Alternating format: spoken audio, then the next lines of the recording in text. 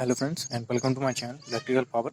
आज हम डिस्कस करने वाले हैं speed control of induction motor. जो हमारी 3 फेज इंडक्शन मोटर होती है उसमें स्पीड कंट्रोल किस तरीके से किया जाता है उसके बारे में हम आज डिस्कस करने वाले हैं, क्योंकि ये एक इम्पोर्टेंट मेथड होती है। जब हमें क्या होता है, अपनी मोटर जो इंडक्शन मोटर होती है उसकी स्पीड कंट्रोल करनी होती है, तो हम किस किस मेथड का यूज़ करते हैं, किस मेथड का यूज़ करके उसको कंट्रोल कर सकते हैं, वो आज हम डिस्कस करने वाले हैं। ठीक है, तो सबसे पहले हम जानते हैं कि जो रोटर स्पीड हमारी होती है इंडक्शन मोटर की, वो होती है NR is equal to 1 - s into NS, where NR हमारा क्या है, rotor speed is equal to क्या हो जाएगा, 1 - s। 1 - s का मतलब है यहाँ पे 1 - स्लिप, s मतलब स्लिप, इंटू सिंक्रोनस स्पीड। ये होती है हमारी रोटर स्पीड की इक्वेशन। ठीक है, तो हमारी सिंक्रोनस स्पीड क्या होती है, 120 F/P। ठीक है, जहाँ पे क्या है, F हमारा रहती है फ्रिक्वेंसी और P रहता है नंबर ऑफ पोल्स। ठीक है, so NR is equal to हम क्या कर सकते हैं, लिख सकते हैं 1 - s into 120F/P।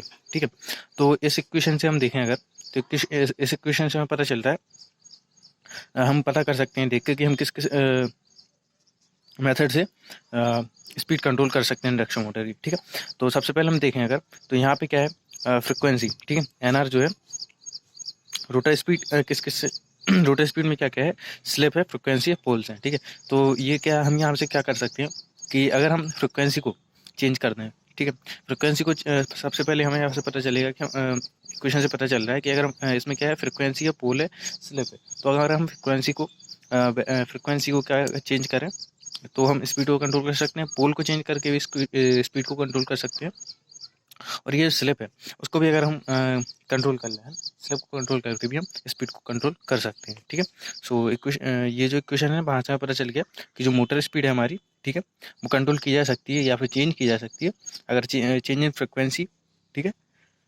Change in number of poles और स्लिप। ठीक है, सो एनी वन और any combination of our method may be used to change a motor speed and all used in actual practice। ठीक है, तो हम क्या कर सकते हैं, हमें यहाँ से देख के तो पता चला गया कि हम 3 तरीकों से यहाँ से कंट्रोल कर सकते हैं। ठीक है, लेकिन जब हम एक्चुअल में बात करते हैं तो एक्चुअल में हमारे पास 5 मेथड होती हैं। ठीक है, कि 5 मेथड से हम कंट्रोल कर सकते हैं। ठीक है, 2-3 मेथड तो हमें यही पता चल गई, स्लिप, फ्रिक्वेंसी और पोल्स को हम चेंज करके स्पीड को कंट्रोल कर सकते हैं। ठीक है, लेकिन और भी मेथड इसकी होती हैं जिनके बारे में डिस्कस करेंगे। तो इसमें और जो मेथड होती हैं वो होती हैं, इसकी टोटल 5 मेथड होती है स्पीड कंट्रोल करने की।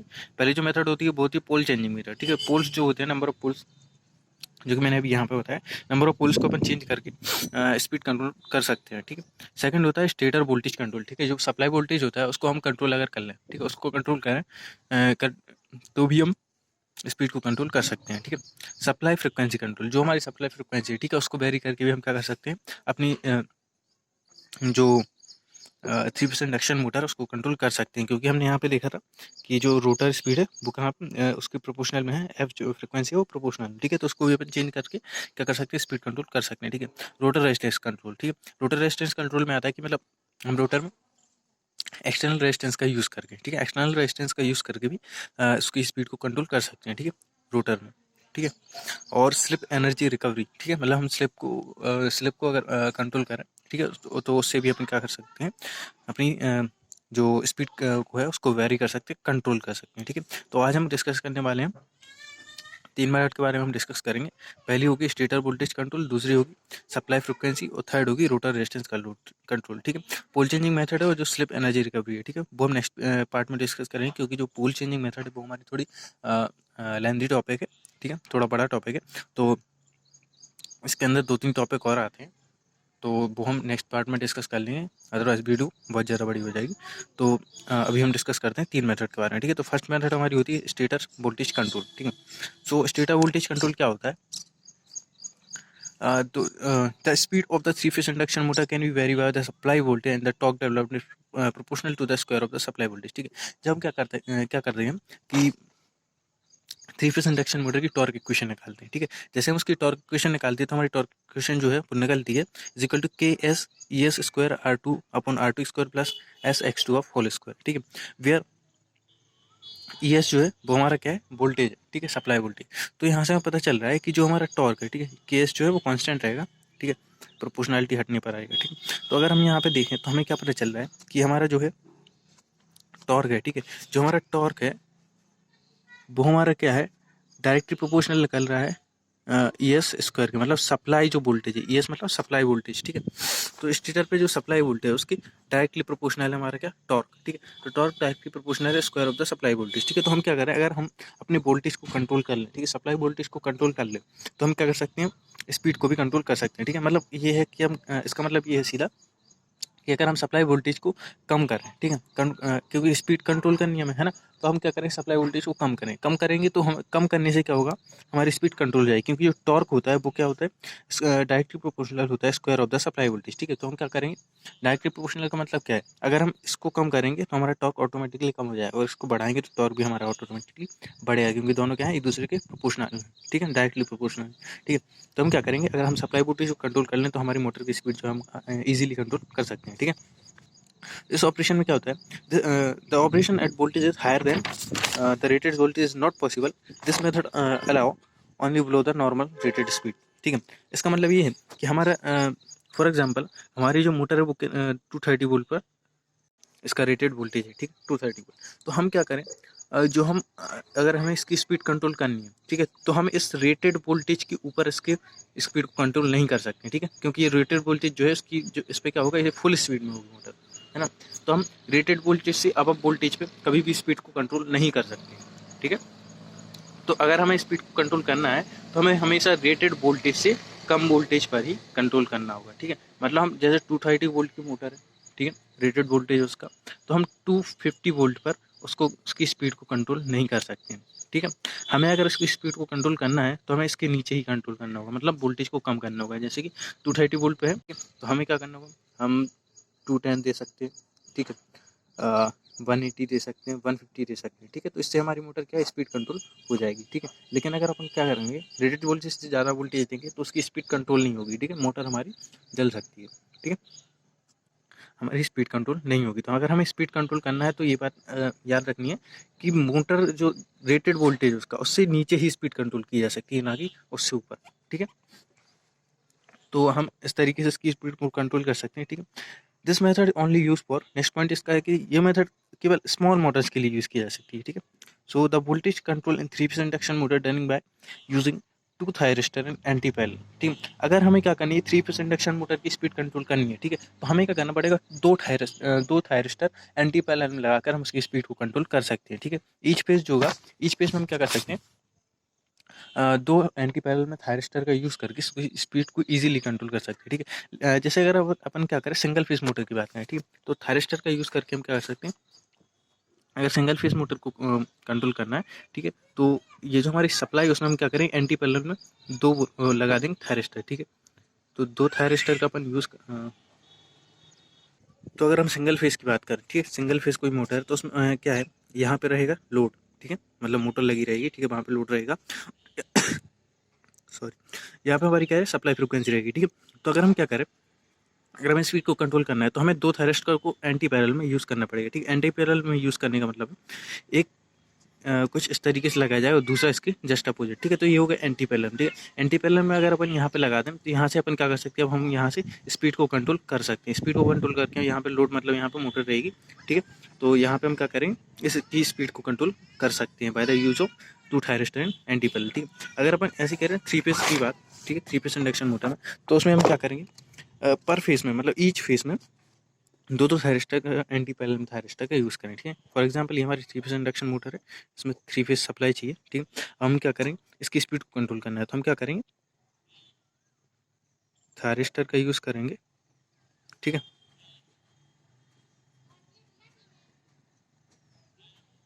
और कुछ इस तरीके से ये हो गया हमारा फर्स्ट फेज, ठीक है। ऐसे ही हम सेकेंड फेज में भी लगा देंगे,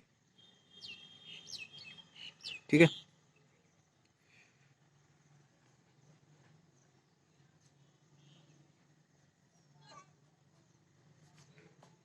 आई होप आप समझ गए होंगे, ठीक है।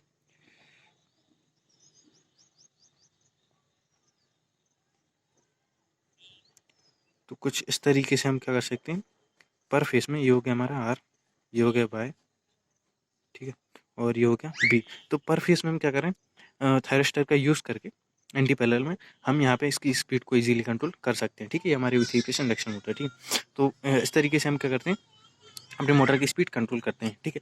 और अगर हम देखें घरों में जो सीलिंग फ़ैन यूज़ करते हैं, ठीक है, छोटी मोटर मतलब जो सीलिंग फ़ैन वगैरह यूज़ करते हैं, तो उनमें हम जो स्पीड कंट्रोल कर सकते हैं, ठीक है, वो भी हम वोल्टेज को वेरी करके ही करते हैं, ठीक है। उसमें हम क्या करते हैं, लेकिन थायरिस्टर का यूज़ करते हैं, ठीक है, थायरिस्टर का यूज़ करते हैं, थायरिस्टर का यूज़ करके हम स्पीड को कंट्रोल करते हैं वहाँ पे, ठीक है।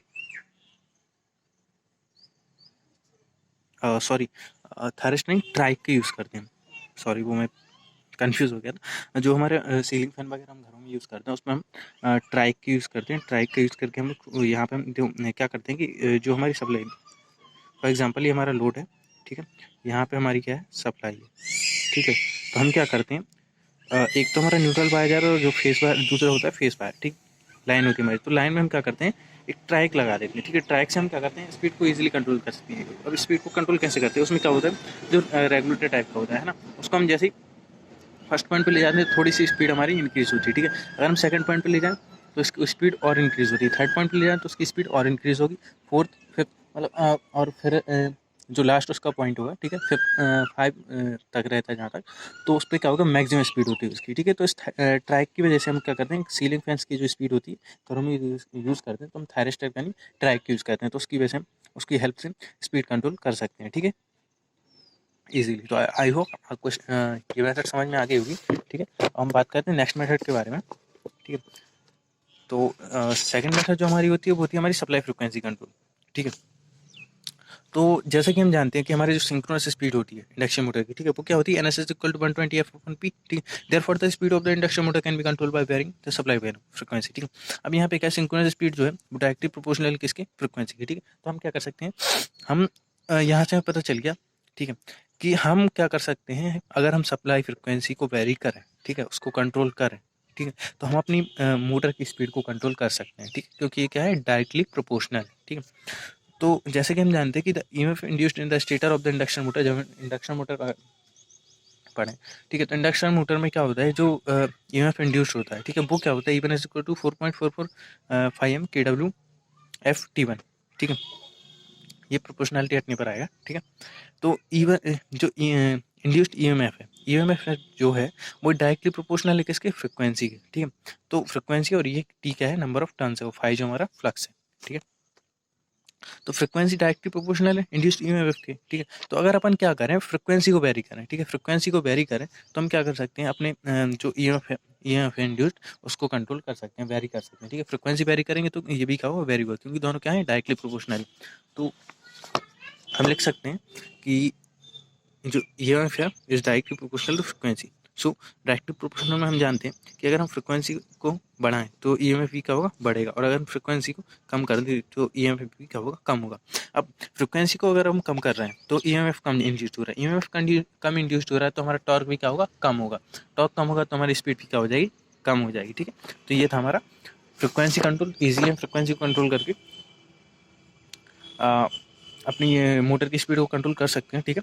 अगर हमें क्या चाहिए, वेरिएबल सप्लाई फ्रिक्वेंसी सप्लाई चाहिए, तो हम क्या करते हैं कि अगर the variable frequency supply is generated is generally obtained by the following converter, ठीक है। उसको अगर हमें वेरिएबल सप्लाई फ्रिक्वेंसी से कंट्रोल करना है ना, तो फ्रिक्वेंसी को कंट्रोल करने के लिए, क्योंकि हमारे यहाँ तो क्या होती है, फिक्स फ्रिक्वेंसी आती है, ठीक है, 50 हर्ट्ज, ठीक है। लेकिन हमें क्या करना है, फ्रिक्वेंसी से अगर कंट्रोल करना है मोटर की स्पीड को, ठीक है, तो हम क्या करें, कन्वर्टर्स का यूज़ करते हैं, ठीक है। तो अगर आपके पास कोई डीसी सप्लाई है, ठीक है, और वेरिएबल फ्रिक्वेंसी चाहिए, ठीक है, तो डीसी सप्लाई में तो फ्रिक्वेंसी होती नहीं है, ठीक है। तो अपन क्या करते हैं, अगर डीसी सप्लाई है अपने पास और हमें वेरिएबल फ्रिक्वेंसी यूज़ करनी है, तो हम क्या करते हैं, वोल्टेज सोर्स इन्वर्टर का यूज़ करते हैं, ठीक है, या फिर करंट सोर्स इन्वर्टर का यूज़ करते हैं, ठीक है। दोनों हैं ही है तो इन्वर्टर ही, ठीक है, लेकिन इसका सोर्स क्या है, वोल्टेज है, और इसका सोर्स क्या है, करंट है, ठीक है। तो अगर हम क्या है, हमें वेरिएबल फ्रिक्वेंसी चाहिए, ठीक है, तो हम क्या करें, वोल्टेज सोर्स इन्वर्टर का भी यूज़ कर सकते हैं, करंट सोर्स इन्वर्टर का भी यूज़ कर सकते हैं, ठीक है। इसमें क्या होता है कि अपन जैसे इसमें सप्लाई देंगे तो इसमें क्या होगा, जो हमारी इन्वर्टर से जो आउटपुट निकलेगा, ठीक है, उसमें क्या होगा, हमें वेरिएबल फ्रिक्वेंसी मिलेगी, ठीक है, वेरिएबल फ्रिक्वेंसी मिल जाएगी, ठीक है। और अगर करंट सोर्स है हमारे पास, तो हम इन्वर्टर में जैसे उसको देंगे इनपुट में, तो आउटपुट में हमें वेरिएबल फ्रिक्वेंसी के साथ एसी सप्लाई मिल जाएगी, ठीक है, एसी मिल जाएगी हमें वेरिएबल फ्रिक्वेंसी के साथ, ठीक है। अब अगर अपने पास क्या है, एसी सप्लाई है, ठीक है, और हमें फ्रिक्वेंसी वेरिएबल चाहिए, ठीक है, उसमें क्या होती है, फ्रिक्वेंसी फिक्स्ड होती है, लेकिन हमें क्या चाहिए, वेरिएबल फ्रिक्वेंसी चाहिए, तो हम साइक्लो कन्वर्टर का यूज़ करते हैं, ठीक है। ये भी एक इन्वर्टर ही है, ठीक है, ये ये क्या है, कन्वर्टर है। इसमें क्या होता है, जैसे हम एसी सप्लाई इनपुट में देते हैं तो हमें आउटपुट में भी एसी ही मिलती है, लेकिन जो फ्रिक्वेंसी वेरिएबल नहीं थी वो अब हमें क्या हो जाएगी, वेरिएबल मिल जाएगी। हमें जितनी फ्रिक्वेंसी चाहिए, जिस फ्रिक्वेंसी के साथ चाहिए उतनी फ्रिक्वेंसी के साथ हमें फ्रिक्वेंसी मिल जाएगी, वेरिएबल फ्रिक्वेंसी मिल जाती है। ठीक, तो ये थी हमारी सप्लाई फ्रिक्वेंसी कंट्रोल। ठीक है, नेक्स्ट जो हमारे है मेथड वो हमारी है रोटर रेजिस्टेंस कंट्रोल। ठीक है, so the speed of the wound induction motor can be controlled by controlling external resistance in the rotor circuit through slip rings. ठीक, तो हम क्या करें, जो रोटर रेजिस्टेंस कंट्रोल मेथड है वो केस स्क्विरल केस में यूज़ नहीं कर सकते अपन। ठीक है, क्योंकि स्क्विरल केस में हम जानते हैं उसमें क्या होता है, फिक्स्ड होते हैं। ठीक है, उसमें अपन क्या करते हैं, वार कंडक्टर का यूज़ करते हैं, कंडक्टर वायर का यूज़ करते हैं। ठीक है, तो उसमें अपन क्या है, एक्सटर्नल रेजिस्टेंस का यूज़ नहीं कर सकते हैं। ठीक है, लेकिन जो हमारे वाउंड इंडक्शन मोटर है उसी में ये पॉसिबल है, रोटर रेजिस्टेंस कंट्रोल मेथड। ठीक है, केवल उसी में की जा सकती है। तो हम क्या करें, इसमें हमें क्या करना होता है कि जो हमारा एक्सटर्नल रेजिस्टेंस है वो ऐड करते हैं हम स्लिप रिंग्स के थ्रू। जो रोटर सर्किट होता है उसके टर्मिनल जो निकलते हैं रोटर सर्किट के, उसको अपन क्या करते हैं, स्लिप रिंग से लगा देते हैं। ठीक है, स्लिप रिंग कनेक्ट कर देते हैं और स्लिप रिंग में हम क्या कर सकते हैं, एक्सटर्नल रेजिस्टेंस ऐड कर सकते हैं। ठीक है, तो हम स्लिप रिंग्स के थ्रू एक्सटर्नल रेजिस्टेंस ऐड करके हम इजीली कंट्रोल कर सकते हैं अपनी स्पीड को मोटर की। ठीक है, क्योंकि क्या होता है, रेजिस्टेंस का काम क्या होता है, oppose the flow of current. ठीक है, अगर हम रेजिस्टेंस ऐड करें तो करंट फ्लो कम होगा। ठीक है, करंट फ्लो कम होने की वजह से क्या हो जाएगा कि हमारी मोटर की जो स्पीड है वो भी कम हो जाएगी। ठीक है, तो इसलिए हम रेजिस्टेंस का यूज़ कर सकते हैं रोटर में। ठीक है, नेक्स्ट पॉइंट इसका है कि this type of method is very simple. ठीक है, ये सिंपल क्यों, कि इसमें क्या करना है, केवल एक्सटर्नल रेजिस्टेंस यूज़ करना है थ्रू द स्लिप रिंग और हम स्पीड कंट्रोल कर लेंगे इजीली। ठीक है, it is possible to have large starting torque, low starting current at very small value of slip। ठीक है, इसमें क्या होता है, अगर हम इस मेथड का यूज़ करते हैं बाउंड रोटर में, ठीक है, बाउंड टाइप की रोटर में ही यूज़ कर सकते हैं, तो उसमें क्या होता है, हमें हाई स्टार्टिंग टॉर्क मिलता है। एक तो बाउंड रोटर है, ठीक है, मतलब सिर्फ रोटर ही बोलते हैं अपन उसे। ठीक है, तो उसमें क्या है, स्टार्टिंग टॉर्क हमें ज़्यादा मिलता है। ठीक है, स्टार्टिंग टॉर्क ज़्यादा मिलेगा और क्या होगा, लो स्टार्टिंग करंट होगा। ठीक है, लो स्टार्टिंग करंट होगा तो हमारे मोटर में क्या, क्योंकि हम जानते हैं जब हमने पढ़ा था स्टार्टिंग मेथड पढ़ी थी, है ना, तो उसमें मैंने बताया था कि स्टार्टिंग में करंट बहुत ज़्यादा बनता है। ठीक है, तो वो भी अपन कर सकते हैं स्टार्टर रेजिस्टेंस कंट्रोल मेथड से उसको हेल्प से कम कर सकते हैं। ठीक है, तो यहाँ पे क्या है, हमें एक यही प्रॉफिट मिलता है कि इसमें लार्ज स्टार्टिंग टॉर्क होता है और लो स्टार्टिंग करंट बन पाता है। ठीक है, क्योंकि अपन ने एक्सटर्नल रेजिस्टेंस भी यूज़ किया है। ठीक है, at very small value of slip, और उसमें जो स्लिप की वैल्यू थी वो भी बहुत कम होती है। ठीक है, जिससे ये क्या होता है, इफिशिएंसी मिल जाएगी। लेकिन यहाँ पे क्या होगा, इसका बहुत एक डिसएडवांटेज भी होता है। ठीक है, अगर हम इस मेथड का यूज़ करते हैं तो इसमें क्या है, हमने क्या किया, एक्सटर्नल रेजिस्टेंस का यूज़ किया है। ठीक है, हमने एक्सटर्नल रेजिस्टेंस का जो यूज़ किया है उसकी वजह से क्या होगा, लॉसेस होंगे हमारे। ठीक है, एडिशनल लॉसेस होंगी कुछ। ठीक है, एडिशनल लॉसेस मतलब जैसे रेजिस्टेंस इंक्रीज होगा तो आई स्क्वायर लॉसेस बढ़ जाएंगे। ठीक है, क्योंकि हम जानते हैं रेजिस्टेंस अगर ज़्यादा होता है तो उसमें क्या होता है, लॉसेस होता है, लॉसेस होगा।